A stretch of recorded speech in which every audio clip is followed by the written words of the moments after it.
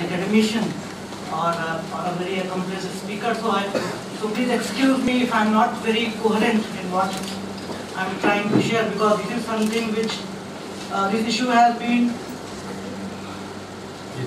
a very emotionally draining for some of us till now, till today, and there are a lot of arguments which have come up for and against, and so I will try to speak my own point of view. I'm not representing here the entire writers of the Round Table India. There are more than 30 writers who have written from different parts of country and different spheres of life.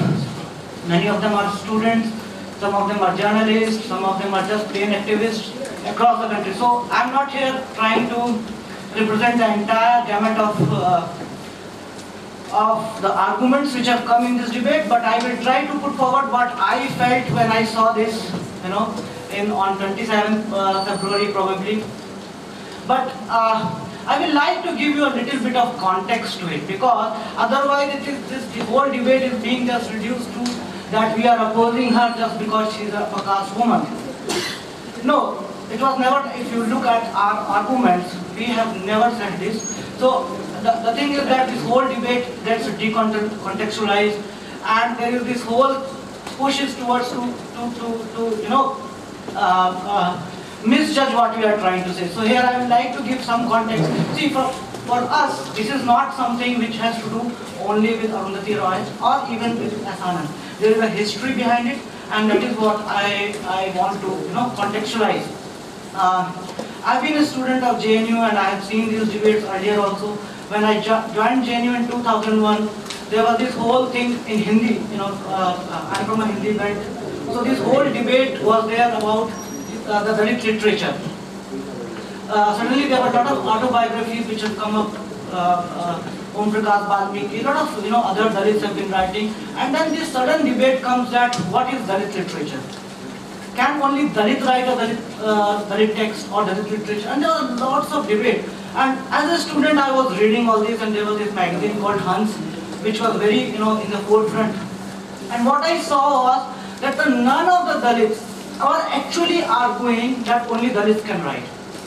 But this whole debate, the moment that they claim that there is something called Dalit literature, and the moment they claim their own agency to write about their about their pain, about their struggle, immediately this debate comes up that non-Dalits can also write. And when you push us in a corner, I have seen that in several interviews. All the Dalit writers were pushed into a corner to take a stand. Right? Whether they want to enter into that debate or not, they were all pushed into this corner. Can Dalit write? Can non-Dalit write on Dalit? Non-Dalits have been writing on Dalit since time immemorial. Nobody has stopped them. Now, how can a Dalit stop a non-Dalit? This is a ridiculous question. Non-Dalits have been writing, and they have been writing extensively. Till now, only they have been writing. So this is the first time, some of us have started writing. Some of us have started articulating, and then this whole debate comes up, and these are all manufactured debates. All Manager Pandey, all those Hindi stalwarts who have never taken Dr. Ambedkar's name, who have never written on caste. Suddenly they say that no, we have been writing on caste. We are also, why you are segregating, why you are, creating a division between a Dalit literature or non-Dalit literature. Literature is literature. And none of us have actually, I was just a student, I was just reading. None of the Dalit literary person actually said this, that, that there should be a segregation. The only thing that they were saying was their own claim of agency, right? That, yeah, we are writing our experiences, and this is what it is, And none of these, writers are your, from academia, so they never had that sophisticated language, So this was a very interesting debate, and this was my first learning experience as a graduate student, and it appeared very funny to me because this went on for more than 7-8 years, and it went on long. 7-8 years is a huge time. But then what I understood was that this whole this claiming of an agency by a Dalit is a big problem. that yeah, I am a Dalit and I am writing. The moment if I claim that I am a Dalit, it is considered as if I am accusing all non-Dalits, right? So this whole time, so we have this organization called UDSF, United Dalit Student Forum in JNU, and I was part of that. So we used to invite all those people, big shots who used to work on caste, irrespective of their caste background. So we used to call all upper caste also. Many of them, some very senior person, I won't name him right now, but he's one of the most senior person, working on tribal issues and Dalit issues, and we just had, we had our brochure, United Dalit Student Forum, and we gave him that brochure to him, we just printed it and we were very excited. And the first thing he says that, why this word Dalit? Why you want to segregate yourself?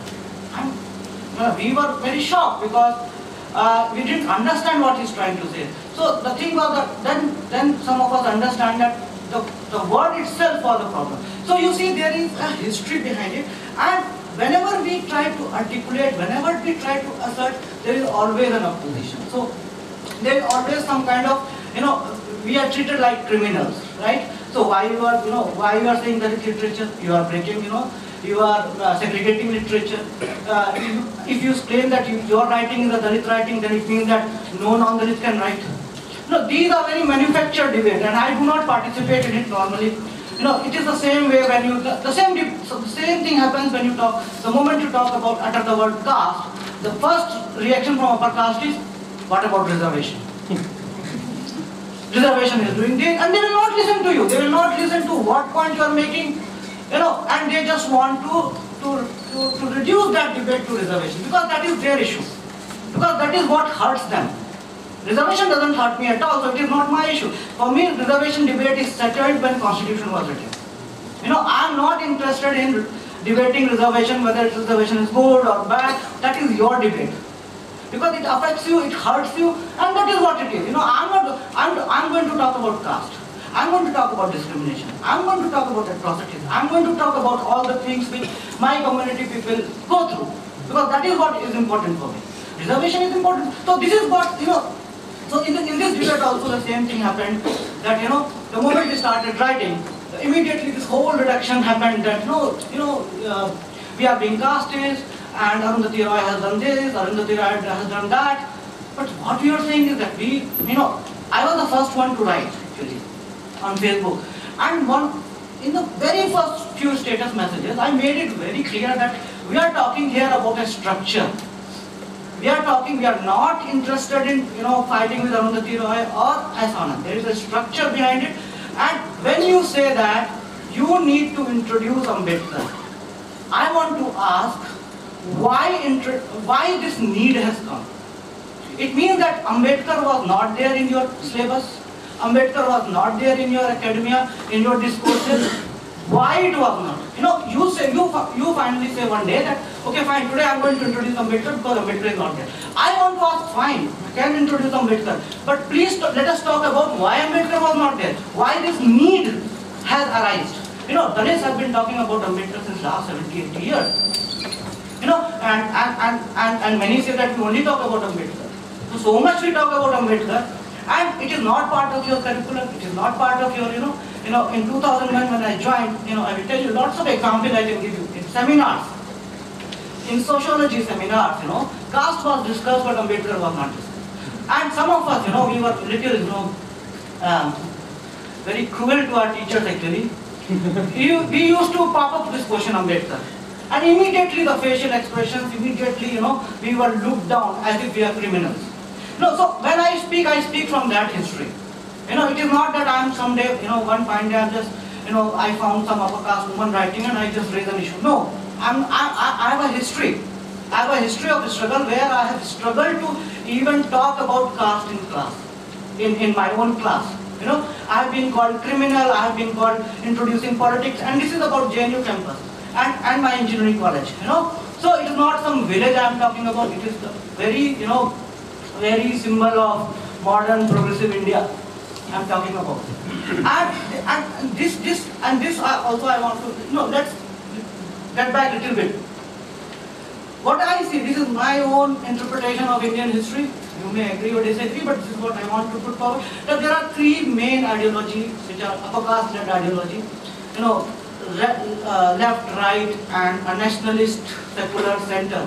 And if you go through the literature which they have produced in all three, you know, Dalits were always as footnotes, right? And in all these three ideologies, you know, in the last 60 years, they have not been able to do, you know, what to do with Ambedkar.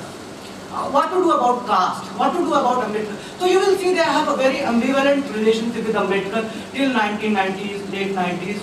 If you take up this right wing, you know, so, you know, earlier there was so much opposition, but later, you know, in 1980s, they started claiming him as kind of a Hindu social reformer, you know, and then, you know, so, but they were just taking one aspect of Ambedkar as a Hindu social reformer, and even his portrait was there in the Advani Rath Yatra.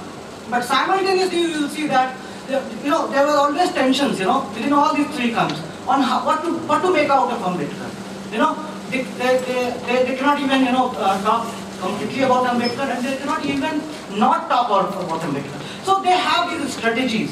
So you see, on one hand, RSS is saying that he is a social reformer. On the other hand, Arun Shourie is coming out with a book condemning Ambedkar.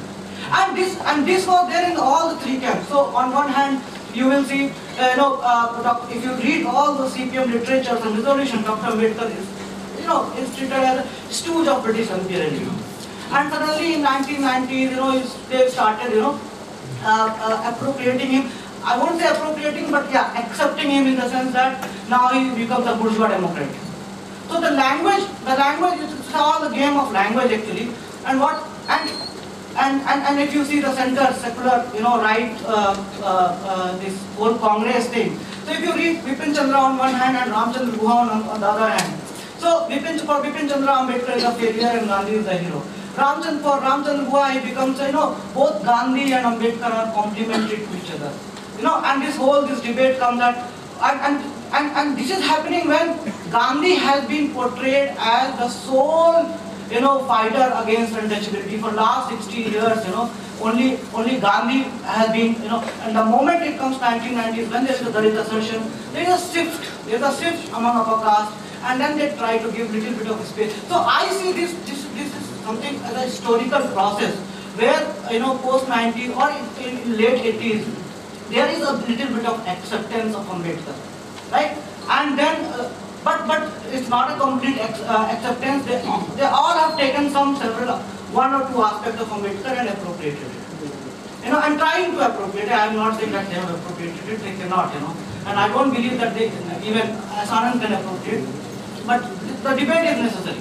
So these, and along with this appropriation of what to do, along with this debate, along with this, you know, on what to make out of Ambedkar and caste, then there is a very strong narrative of upper caste being casteless, being played out post-independence. The moment India gets independent, if you see, there was a cartoon debate 2 years back, you know, and in that, you know, we took a stand and we started, you know, looking at all the cartoons, you know, a lot of, you know, cartoonists were there pre-independence. And if you see their cartoons during those times, they were able to clearly show a Brahmin, you know, they were talking about Brahminism.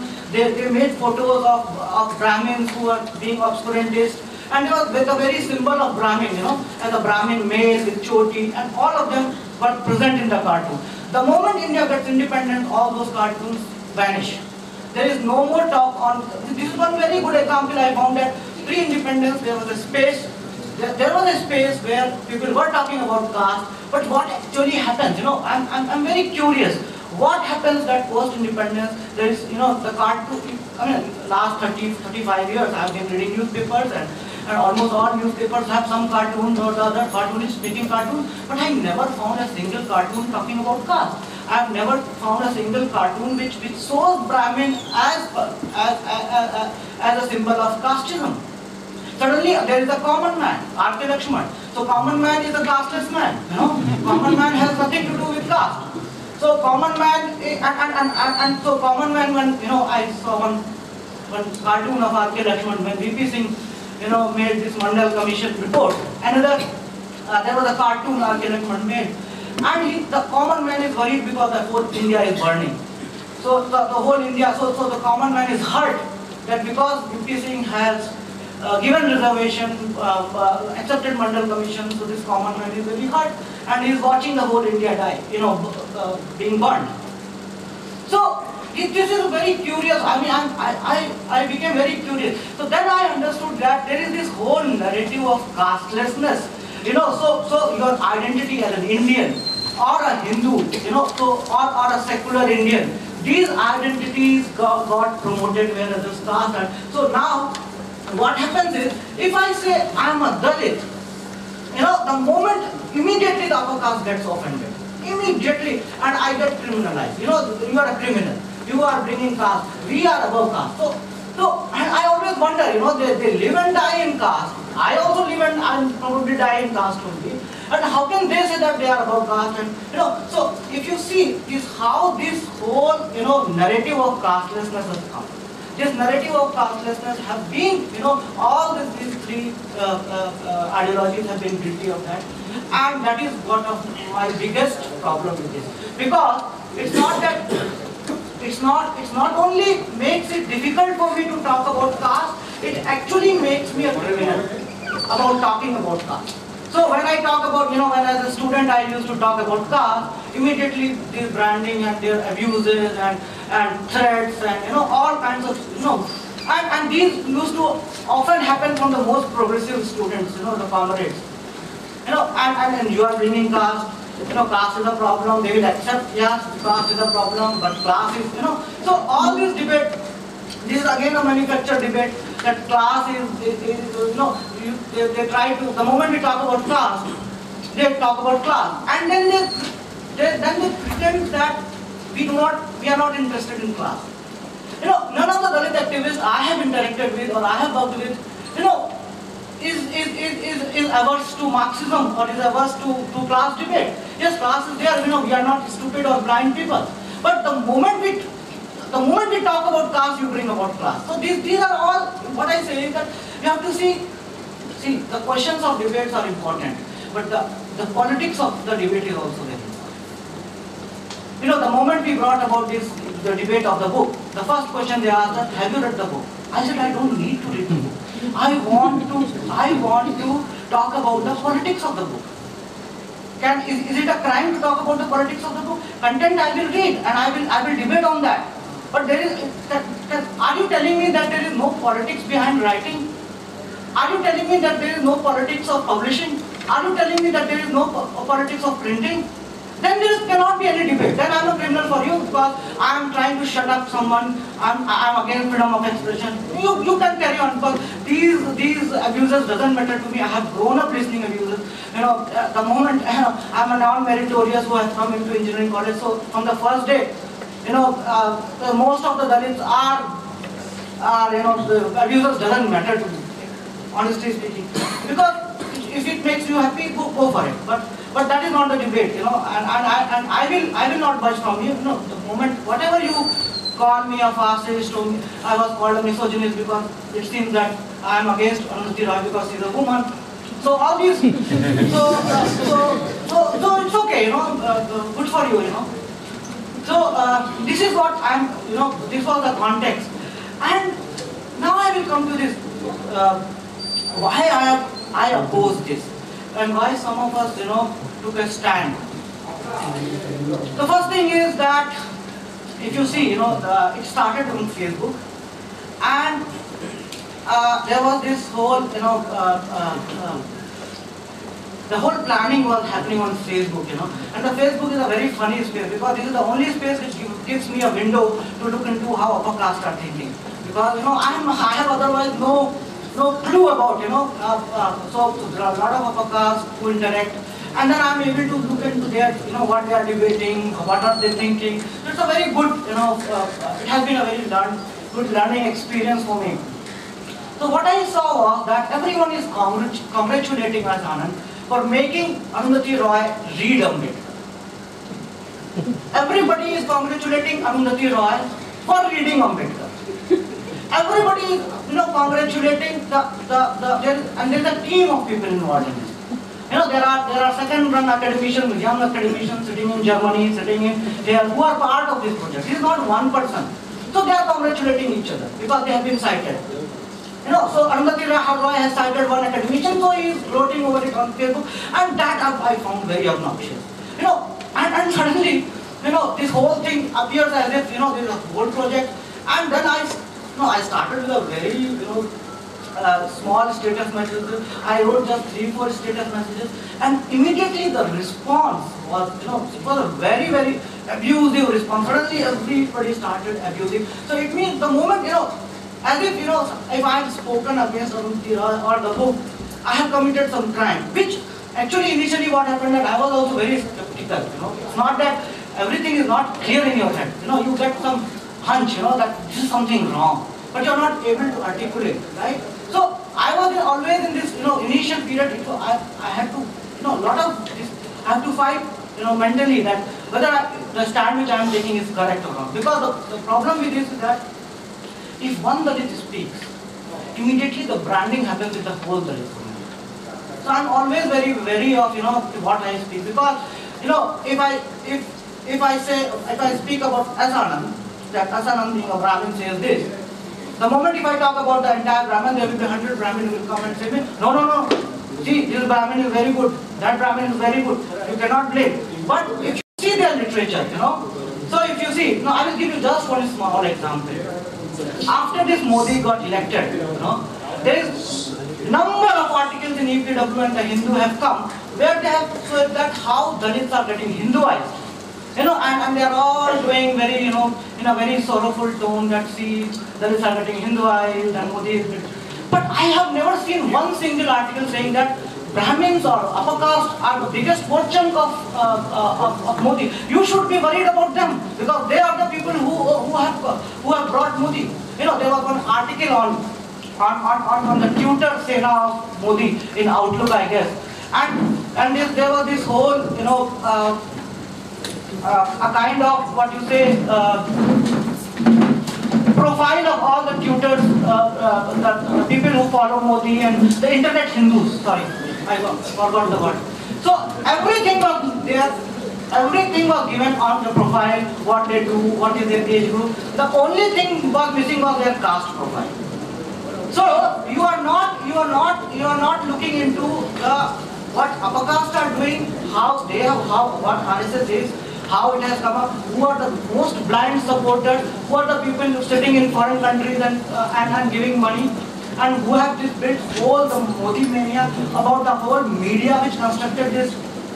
What you are worried about is how the Dalits. So the entire onus now is that it is the Dalits and the OBCs who have brought Modi into power. So you have again, criminalized more than half of the Indian population. Whereas Modi gets only 31%, BJP got 31%.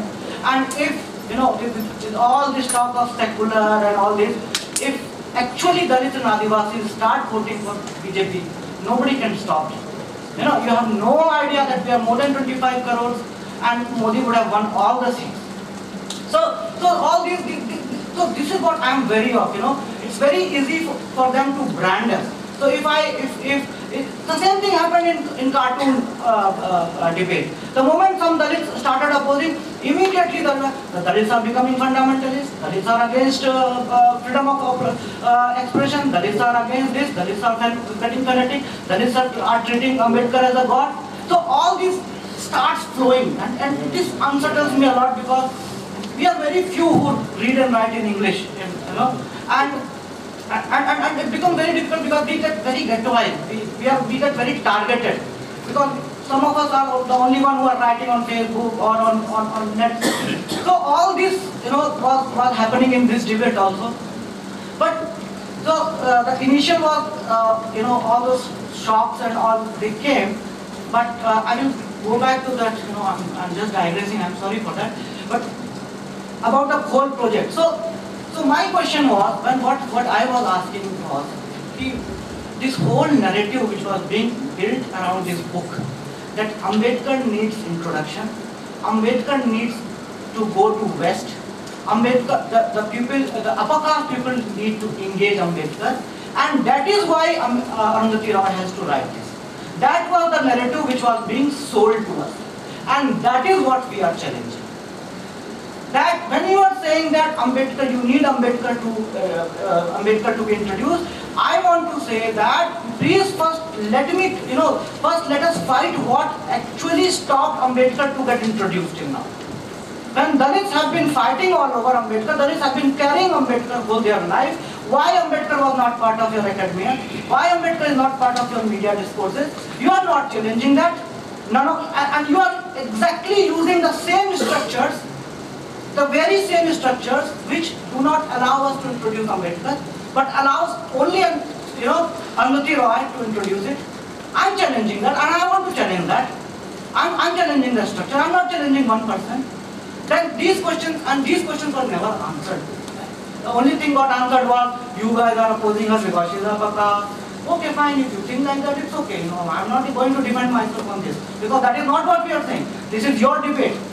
Then this whole thing came that Ambedkar needs to get, so the moment we questioned this, that, Ambedkar being introduced to the West, immediately the response was, then why do Dalits go to United Nations? You should not go to United Nations then if you are. So these were the kinds of, so if we oppose Arundhati Roy taking Ambedkar to, we are not opposing her, we are just questioning her. And the worst part was that when we said that, there is a problem in this, there is a problem in the narrative which you are building, right? Then they started saying that, any Dalit who would have written this introduction, this would have synced the edition. This is the exact word written by S. Anand and his friends. So it meant that, and they named it. They said that if Gopal Guru would have written it, nobody would buy. If Tel Tumre would have written it, nobody would buy. So these are the arguments. This is what I am challenging. If Gopal Guru is writing something and it is not being bought by an upper caste, the problem lies there, not with this. You have to understand this. And it is you who are bringing Arundhati Roy's caste in this. You are saying that only upper caste will read Ambedkar only if an upper caste introduces it. And this is a very casteist statement you are making. You are just wiping out the entire our history, and that is what I am against. And it is you who have brought Arundhati Roy's caste in this debate. We never asked this caste. You only said that upper caste and the white people will read only when Arundhati Roy will write.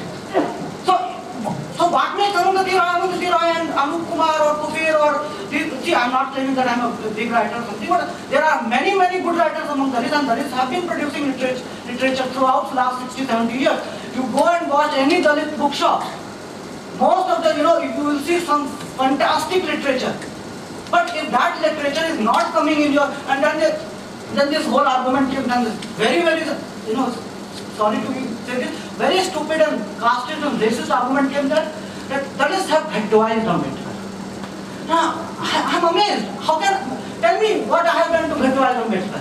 It is you who have never accepted Ambedkar.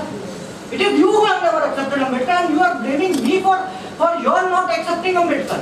So here also I am a criminal, or Dalits are criminals. So all these debates were happening, and suddenly, initially I was very surprised that, I am nobody. I am not an academia, I am not an activist, I am just some, what they term me as a social media Dalit, a fanatic social media Dalit. I just write status messages. So suddenly my status messages were taken so much importance that they have been talking endlessly about it. Everybody from TISS to JNU, all comrades, all left liberals have been started abusing me. They ganged up against us.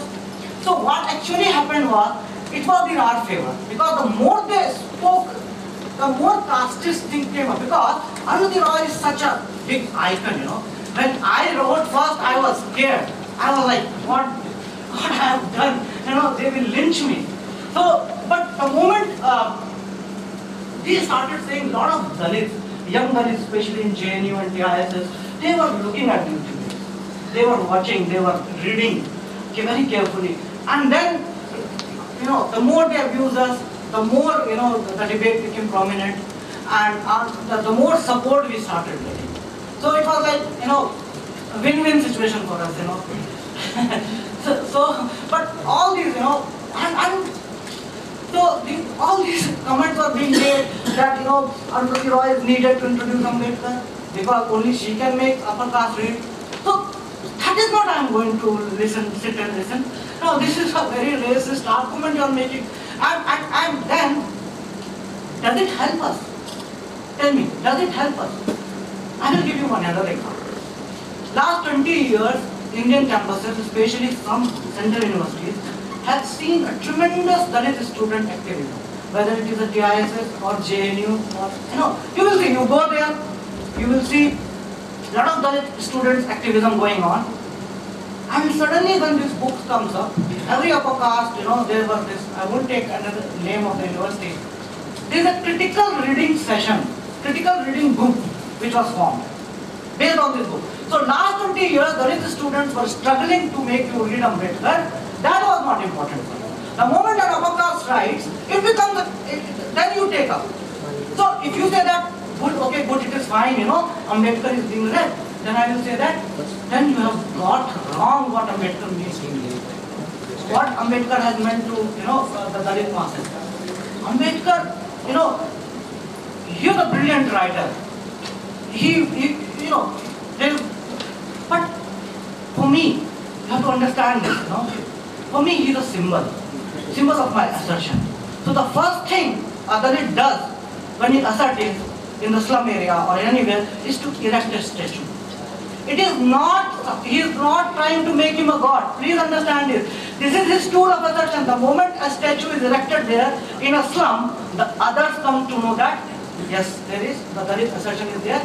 And immediately, there is this strength which comes up. And this is also a symbol that by erecting a statue of Ambedkar, I am not going to take things lying down from here. It is the unfortunate thing is that history has been so cruel to us that the only symbol I have to fight the upper caste hegemony is Ambedkar. Right. Thank you very much.